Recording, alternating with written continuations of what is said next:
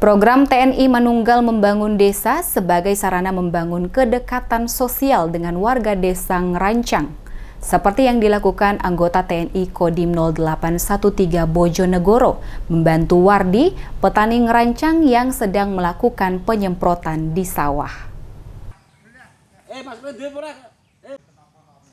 Salah satu kemanunggalan TNI dengan rakyat di desa Ngerancang adalah membaur dengan petani, seperti yang dilakukan anggota TNI Kodim 0813 Bojonegoro, di mana membantu petani melakukan penyemprotan lahan pertanian guna memberantas rumput liar. Penyemprotan yang dilakukan Wardi sebagai pembersihan lahan sebelum nanti ditanami kacang dan jagung. Dengan menggendong tangki yang berisi obat pembasmi rumput, didukung dengan semangat anggota TNI yang tengah membantunya, membuat Wardi senang dan terkesan. Tidak biasanya ia melihat orang yang selalu memegang senjata perang membantunya menyemprot rumput liar.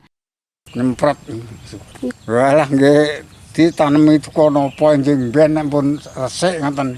Nggih enten kacang jabut, nggih enten jagung ngoten. Nggih matur nuwun. Nggih remen lah rencang. Selain itu, Wardi juga berharap dengan adanya program TNI Manunggal Membangun Desa reguler ke-110 Bojonegoro dapat sengkuyung dan meningkatkan kesejahteraan masyarakat desa Ngerancang.